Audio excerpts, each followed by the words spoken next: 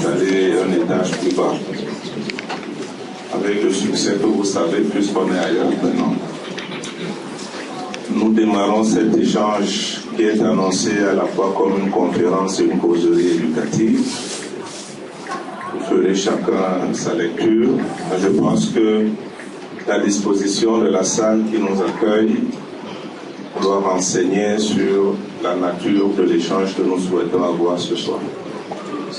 Je vous remercie d'être venu en autant que vous êtes. Je salue la jeunesse de la plupart et j'ai envie de dire que si on y ajoute la patience dont vous faites montre, puisqu'on devait commencer à 5 heures, c'est bon signe pour la suite, pour le devenir en tout cas de notre pays et de notre continent. En général, on accorde à la jeunesse notamment la caractéristique d'impatience. Donc c'est bien d'être patient. Je vais vous prier, bien que nous soyons à une ère qui échappe difficilement, de faire abstraction de l'usage de vos importants téléphones, au moins le temps de nos échanges. Et ensuite, nous aurons certainement des échanges fructueux qui sont organisés sur un modèle qui lui également veut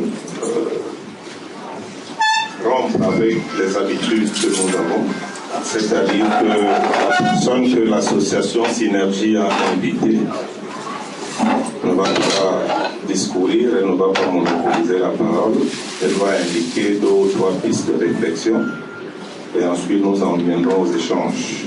Mais avant lui, comme nous avons été invités par une association, je vais prier le responsable de la dite association de s'adresser à nous. Je vais commencer par vous remercier de votre patience et de votre disponibilité.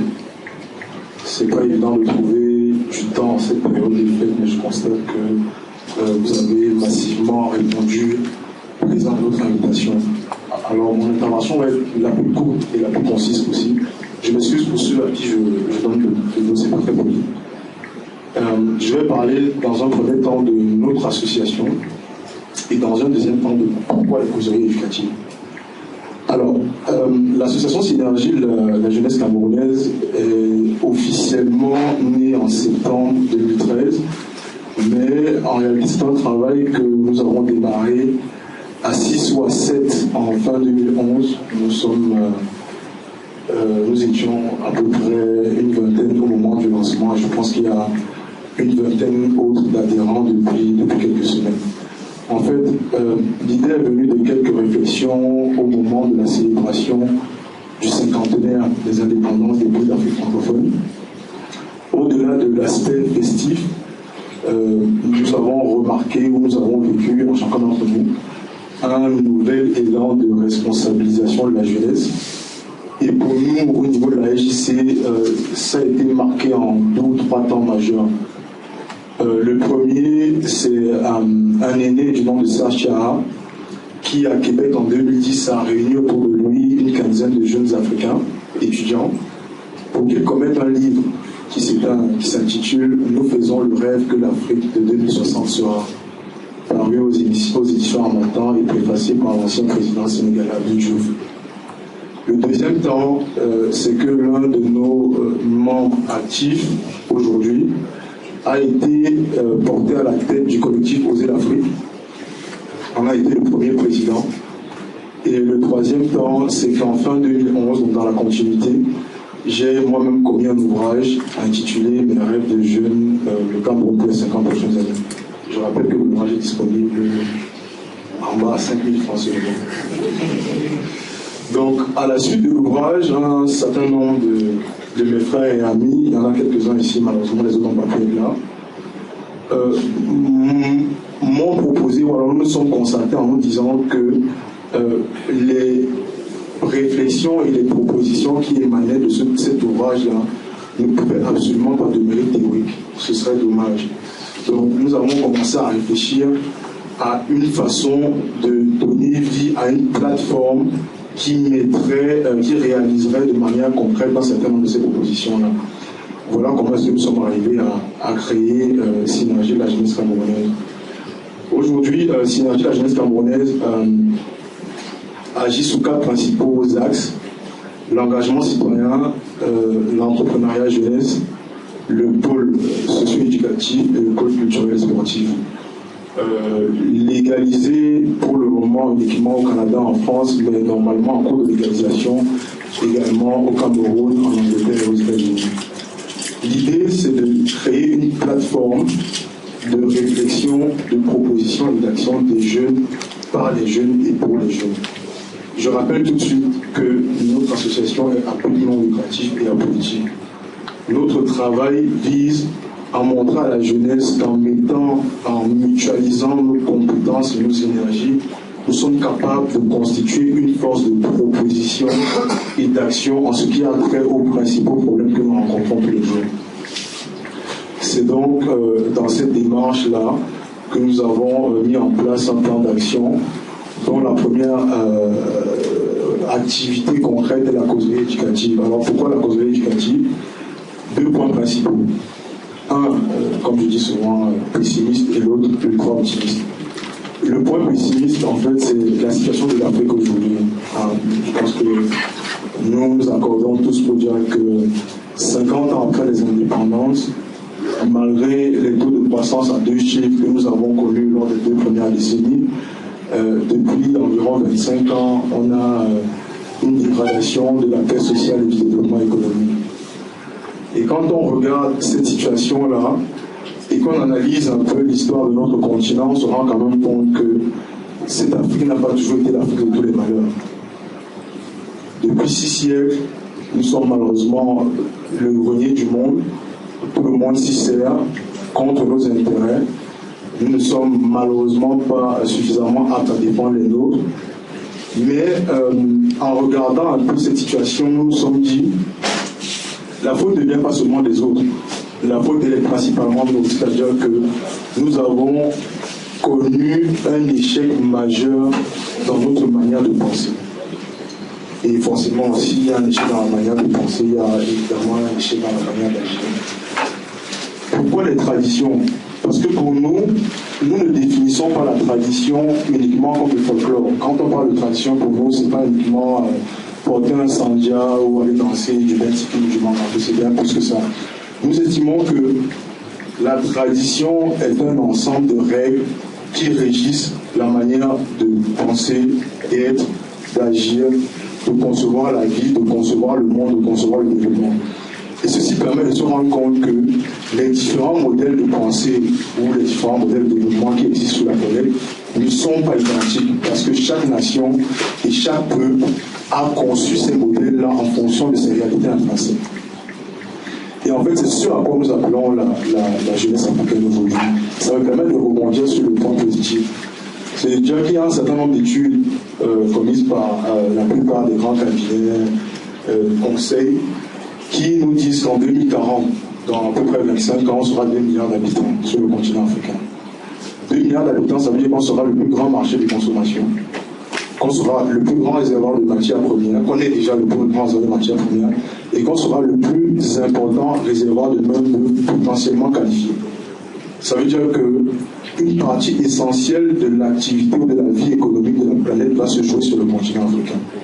Et ça s'observe facilement quand on regarde l'intérêt de plus en plus poussé que les nations, comme souvent du G8, mais de plus en plus les BRICS également, portent à ce continent-là. Sauf que cela nous alerte également. Quand on regarde un certain nombre de pays qui ont un taux de croissance à 2 chiffres, alors que les populations, dans leur vécu quotidien, ne ressentent pas réellement cette croissance économique, nous nous disons qu'il est possible que dans 25 ans, cette croissance se fasse sans nous. C'est-à-dire que les taux de croissance à 2 chiffres du continent africain seront les taux de croissance de Bolloré, Castel, Bouygues, ainsi de suite. Pour qu'on en arrive à participer pleinement à ce développement, il faut qu'on change notre manière de penser. Il faut qu'on change véritablement notre manière d'être. Et je ne sais pas si je veux dire qu'on revienne ou alors qu'on aille vers des principes essentiels qui sont les valeurs fondamentales des traditions africaines. À travers ces valeurs, nous pensons que nous sommes à même de concevoir ou de repenser complètement ce qu'on appelle aujourd'hui l'organisation sociale, et donc forcément avec un impact sur les institutions politiques et donc le développement économique. Mon dernier point, ce sera de dire que quand on regarde les récentes évolutions que notre continent a connues, du moins les principaux hommes qui ont durablement marqué la vie de ce continent, Mandela, Nkrumah, Umnyobe, Wandi, ainsi de suite, étaient des jeunes, quand ils ont commencé leur action, qui avaient accompli jusqu'au bout leurs initiations traditionnelles.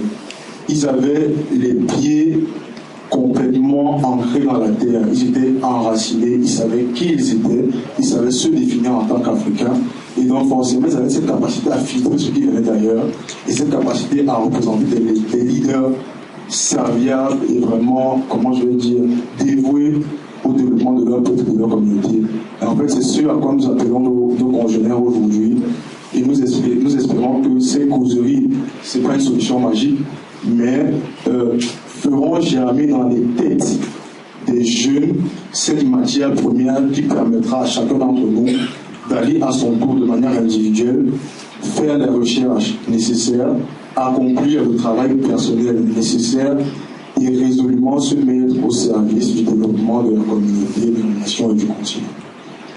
Donc nous avons convié à cette causerie éducative la Fondation Bongolais, qui, son promoteur, saura mieux la présenter que moi, mais qui, depuis avril 2013, a décidé de mettre sur le marché du livre une série de 7 ouvrages qui parlent de la tradition en tant que système de valeurs, en tant que mode de pensée, en tant que mode de développement.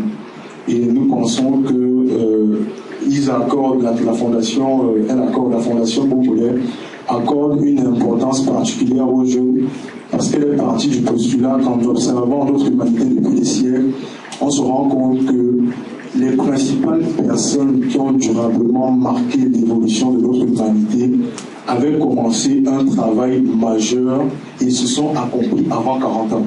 C'est des personnes qui ont marqué leur communauté, qui ont marqué leur peuple, qui ont marqué l'humanité entière avant d'avoir 40 ans. Donc si d'autres l'ont fait, nous le pouvons également. Donc voilà, j'espère que je reviendrai plus tard dans la période de questions. J'espère que les questions seront beaucoup plus axées sur le thème de la conférence que sur notre association qui elle a un site internet et une page Facebook qui, je pense, décrivent clairement dans les détails de nos activités. Donc voilà, je vous remercie d'avoir accordé un peu de votre temps et j'espère que les échanges seront à la hauteur de vos attentes. Voilà, passez une excellente fin de journée. Que j'ai perdu ces derniers jours me permettra de rester à la hauteur des questions que vous allez poser. Je souhaiterais ne pas vous parler tout de suite de la Fondation Bongolais. Je pense que, en répondant à toutes vos questions, au terme de cette soirée d'échange, vous saurez ce que c'est que la Fondation Bongolais. Donc, il vaut mieux, comme on me l'enseignait dans les écoles d'ingénieurs, il vaut mieux un bon schéma bien simple qu'une grande théorie. Et donc, pour enchaîner dans le schéma simple, je voudrais demander au président de l'association qui nous a invités, Synergie la jeunesse camerounaise, de bien vouloir nous rappeler le thème de la causerie.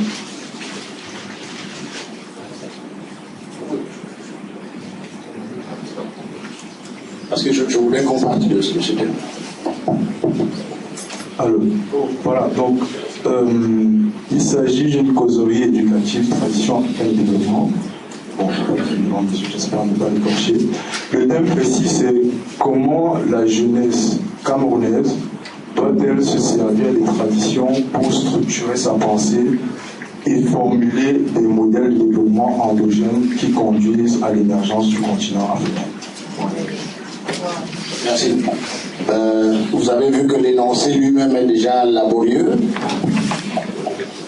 Et pour éviter de le répéter, parce qu'il ne s'agit pas d'une soutenance de thèse, je voudrais simplement, en le fixant dans vos esprits,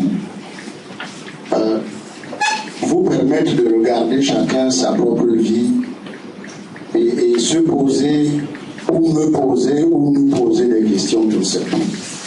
Alors pour commencer, je vais faire quelque chose que ceux qui me connaissent, il y en a quelques-uns dans la salle, savent que je n'ai jamais aimé faire, mais peut-être pour vous, parce que c'est Noël, parce qu'on dit que Noël c'est la fête des enfants, parce qu'on dit que Noël c'est le renouveau, parce que Noël c'est nouvelle. Donc c'est peut-être une nouvelle chose que je vais faire, je vais parler de moi. Je n'ai pas l'habitude, et ceux qui me connaissent savent que je n'aime pas. Mais je vais parler de moi, pas ni pour vous montrer le diable que je suis, ni l'ange que certains croient que je peux être, mais pour vous dire comment j'ai été comme vous. J'ai été un enfant moi aussi. Je ne suis pas né vieux. Je ne suis pas né vieux. Même quand vous aimez m'appeler le pater, je ne suis pas né vieux.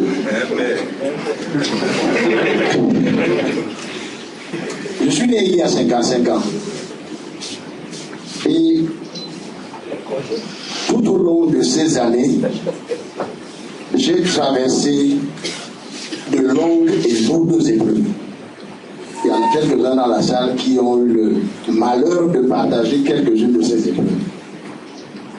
Et ceux qui me connaissent savent que tout au long de ces 55 années, je suis demeuré quelqu'un de souriant. Que tout au long de ces 55 années, j'ai chaque fois recommencé. Et Dieu seul sait combien de fois j'ai recommencé. Et je peux vous dire, ceux qui me connaissent, je ne sais même pas à quel point, mais ils savent que je n'ai peur de rien ni de personne. J'ai peur de quitter la vie avant d'avoir fait 2 ou 3 choses encore, parce qu'il y a quelqu'un qui est là-haut derrière moi, souvent là de me jouer quelques tours pendables. Mais en dehors de cette petite inquiétude, je n'ai peur de rien ni de personne. Surtout, je n'ai pas peur de recommencer. Et je vais vous raconter des choses. À 3 ans, j'ai fait une dysenterie amibienne qui a failli m'emporter. Au point que ma mère, génitrice, celle qui m'a porté dans son sein, a craint que jamais je n'atteigne l'âge de 7 ans. Quand j'ai eu 7 ans, elle a fait une grande fête. Parce qu'elle a dit que pour elle, c'était déjà une grande réussite. Et puis au lendemain de mon 7e anniversaire, elle a constaté que j'étais vivant. Et elle s'est mise à espérer que j'atteigne 12 ans. Et elle craignait qu'après 12 ans, je ne sois pas là. Et à 12 ans, elle a constaté que je vivais. Et elle a fait une nouvelle projection. Elle a dit, Seigneur, gardez-le jusqu'à 18 ans. Et à 18 ans, j'étais encore là. Et puis elle a dit, Seigneur, gardez-la jusqu'à 33 ans. Vous comprenez pourquoi? C'était une dévote de l'église chrétienne catholique. Elle aimait bien se fixer sur les symboles. Et quand le 14 mai de cette année-là où j'ai eu 33 ans, je lui ai dit, maman, tu peux partir.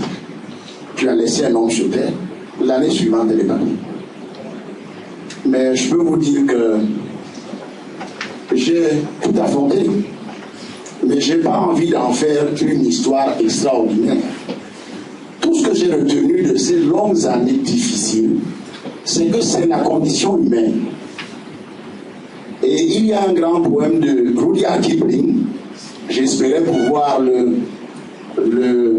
dupliquer pour qu'on vous le donne à vous tous, mais vous le trouverez sur Internet certainement.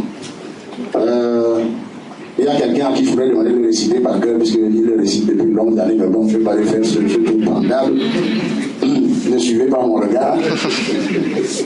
Mais en gros, qu'est-ce que Rudyard Kipling dit dans ce poème? Il dit, si tu peux perdre en une seule fois les gains de toute une vie, sans perdre le courage, recommencer, rebâtir. Si tu peux être la cible des gueux, des vauriens, qui font de toi le sujet qui amuse la galerie, si tu peux être la cible de toutes les offenses et de toutes les injustices, si, il en a aligné sur une page. Et à chaque fin de Butler, à chaque fin de paragraphe, il disait, si malgré tout ça, tu peux recommencer, rebâtir, sans te plaindre, garder le sourire, si, regardant l'honneur et la déchéance, les victoires et les réussites du même regard égal et distant, alors, plus que les rois, plus que la fortune et la richesse, tu auras compris la seule chose extraordinaire qu'il faut accomplir sur terre. 2 points, tu seras un homme. Et moi, depuis 55 ans, j'essaye d'être un homme. Je pense, si j'ai voulu commencer par là, c'est pour vous dire que on peut vous présenter la tradition comme quelque chose qui résout tous les problèmes. Et Dieu seul sait combien de choses j'ai apprises pour résoudre les problèmes. Et Dieu seul sait combien de problèmes je n'ai pas résolus. Pas parce que je ne savais pas les résoudre, mais parce que j'essayais d'être un homme. Parce que j'essaie d'être un homme. Tout cela, je l'ai affronté. Pourquoi? Eh bien parce que, bon, on va toujours oser, je vais me comparer à un Dieu qui vient de nous quitter, qui s'appelle Nelson Mandela. Mais je portais un peu comme lui, quelque chose que personne ne pouvait ni détruire, ni infléchir, ni détourner, ni changer. Par la tradition, on parlera tout à l'heure sans doute de la tradition, on va se demander de laquelle il s'agit. Pour moi, c'est la tradition avec grand T. Mais par la tradition, j'ai avancé progressivement vers la connaissance de moi-même. Et cela m'a évité, in fine, d'être la victime ou l'objet de toute manipulation possible. Parce que les manipulations, notre monde n'est fait que de ça. Bien. Mais pourquoi je vais vous parler aujourd'hui? L'association a demandé qu'on ait une causerie. Je crois que quand on a l'âge que vous avez, puisque je l'ai eu, on a des rêves. En fait, on en a déjà eu. Et on commence à sentir le besoin de traduire ces rêves en réalité, en réalisation, hein, comme pour l'autre. Petite réalisation. En attendant les grandes. Et quand on a ces rêves, et quand on vit la situation inquiétante de nos États, vous voyez, c'est tous les jours qu'il y a une guerre qui commence. Il y a 6 semaines, c'était que la Centrafrique à côté de nous, bon, maintenant, ça s'est allumé au Sud-Soudan, bon, avant c'était déjà. Mais bref, il y a la guerre partout. On commence à craindre de désespérer, et c'est à ce moment-là que tout nous est proposé. Et la vraie question, c'est, dans ce qu'on nous propose, où est la vérité et où est l'erreur? Alors, j'ai eu le privilège de... Est-ce que c'était le hasard? Peut-être. J'ai eu le privilège de rencontrer des hommes et des femmes, ou si vous voulez, des femmes et des hommes porteurs de traditions, des traditions africaines, des traditions occidentales, des traditions orientales. J'ai eu le privilège d'apprendre près d'eux et de me rendre compte combien il est difficile d'être une femme ou un homme. Ça peut vous paraître cocasse ce que je dis, que chacun de nous qui est ici estime que va le faire. On est une femme ou un homme ou peut-être les deux. Et je me suis dit, quand viendra pour moi le moment de partir, qu'est-ce que j'aurais laissé? Bien sûr, je peux laisser des images, j'en suis pas incapable. Mais je me suis dit, comme disent nos frères du judaïsme, si je parviens à sauver une femme et un homme sur cette terre d'Afrique, je crois que l'Afrique a toutes les raisons de continuer à espérer. Et donc aujourd'hui, parler de tradition, parler de développement, je peux y passer la nuit, je peux y passer la journée et toute l'année 2014. Vous serez peut-être tous en train de m'écouter ou certains seront partis. Mais ce que j'aimerais donc en fait, c'est, sur cette brève introduction, je vous ai un peu parlé de moi, où je cours le monde au gré des événements. Moi, ce que j'aimerais faire maintenant, c'est de vous donner le micro. Vous voyez, c'est assez elliptique comme présentation. Parce que moi, je suis sûr que vous avez des problèmes. Il y a ceux qui cherchent du travail, il y a ceux qui cherchent le mari, il y a ceux qui cherchent la femme, il y a ceux qui cherchent rien, ou autre chose, ou un doctorat. Chacun est à la recherche de quelque chose. Et je suis sûr que chacun bute sur des obstacles qui lui semblent peut-être insurmontables. Et je suis sûr que quand vous m'avez écouté tout à l'heure, vous avez dit, mais Steve là, il a combien de temps, ou alors il est prétentieux. Il y a eu tellement de problèmes qu'il peut trouver solution à tous les problèmes. Je ne dis pas que moi je peux trouver solution à tous les problèmes, mais la petite expérience que j'ai accumulée me permet d'affirmer sans me tromper que tous les problèmes ont toujours leur solution, et leur solution est là, sur nos yeux. Alors, ce que j'aimerais, pour terminer mon propos, pour que je sois ballon, vous dire ce que j'ai appris en ces 55 années qui viennent de s'écouler sur la tradition en Afrique, sur la tradition en Occident, sur la tradition en Orient, et la tradition, je peux mettre tous les S que vous voulez. Ce que j'ai appris m'a permis de comprendre 2 ou 3 choses tout simples. C'est qu'il est important de se connaître soi-même. Il paraît que Socrate le disait. La deuxième chose, c'est que se connaître soi-même doit nous pousser à l'action. Et moi, dans mon apprentissage, je me suis rendu compte, en allant très loin dans cette connaissance de moi-même, qu'il est très difficile de se connaître soi-même et de ne pas servir son prochain. Ça peut paraître quelque chose de religieux ou de, je dirais, de moral, mais en réalité, des exemples tout simples le montrent. Regardez la hauteur des clôtures que ceux qui sont nantis sont obligés de bâtir autour de leur maison pour espérer avoir un peu de paix. Je discutais l'autre jour avec quelqu'un, je lui ai posé une question, c'était un grand économiste. Je lui ai dit, parce qu'il m'a dit qu'il est défenseur du système libéral, je lui ai dit que je n'ai rien contre, j'ai simplement des questions. Quand on veut gagner beaucoup d'argent, c'est pourquoi faire? Il m'a répondu, pour se donner le privilège d'acquérir tout ce que l'on veut. Je lui ai dit en raccourcissant toutes les voitures possibles, toutes les maisons possibles, etc., etc. Il me dit oui. Je dis c'est bon. Et puis quand on les a eu, qu'est-ce qu'on fait après? Il me dit bon, à ce moment-là, on s'ennuie. Et quand on s'ennuie, qu'est-ce qu'on fait? Donc, on se livre à des activités qui permettent d'avoir de la notoriété. Il y en a qui entrent en politique, il y en a qui entrent en religion, il y en a qui font du social, il y en a qui font de l'humanitaire. Toujours avec la préoccupation qu'évidemment, après qu'on ait bien regardé toutes leurs possessions matérielles, qu'on n'oublie pas leur nom. Je lui dis, c'est pas fait. Je lui dis, mais moi je connais des gens dont on parle depuis très longtemps. Et bizarrement, ils n'ont pas appliqué ce système-là. Et il me dit qui? Je lui dis, il y a des noms qui reviennent sans cesse. On entend des noms comme Moïse, des noms comme Jésus, des noms comme Bouddha, des noms comme Socrate, des noms comme Pythagore. Et on peut faire au moins un petit bouquin comme ça, écrire leur nom. Et ces gars-là,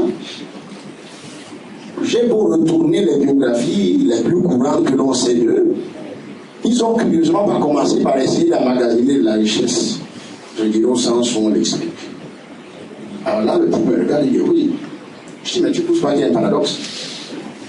Puisque la finalité, je dis, je n'ai rien contre le système libéral, mais la finalité du système tel que tu l'expliques, c'est finalement d'avoir la notoriété. Que l'histoire de l'humanité vous reconnaisse comme quelqu'un. Je dis, tous ces valets-là qui n'avaient même pas de paire de sandales en rechange, ils sont restés dans l'histoire, ils n'ont pas accumulé quelque chose. Et l'exemple, le dernier que nous venons de vivre, c'est ce monsieur qui vient de nous quitter. Il s'est même payé le luxe d'être chef d'État africain et de quitter la fonction. Il y avait un humoriste camerounais qui disait que quelqu'un peut quitter la nourriture facile comme ça, là. Il est parti.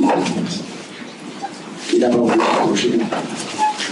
Il a fait 27 ans de prison. À la limite, on pourrait même dire que pour être célèbre maintenant en Afrique, pour se faire mettre en prison, ce serait... Enfin bref, j'ai voulu terminer sur ces anecdotes pour que nous puissions échanger. Je préfère vous donner la parole. Parce que comme je dis, vous savez, à cet âge, je l'ai eu, des inquiétudes, des préoccupations. Et la question, effectivement, c'est que voulez-vous faire? Ou si je parlais à votre place, que voulons-nous faire? Pouvons-nous le faire? Comment pouvons-nous le faire? Avec quelle aide? Etc. Donc je préfère vous donner la parole. Peut-être que dans quelques réponses que j'apporterai à vos questions, je citerai des exemples personnels, du vécu personnel. Mais je préfère vraiment que ce soit quelque chose de partagé. C'est une causerie, ce n'est pas un cours magistral, ce n'est pas une conférence d'université. Donc je vous remercie et je crois qu'il y a déjà une main qui est levée.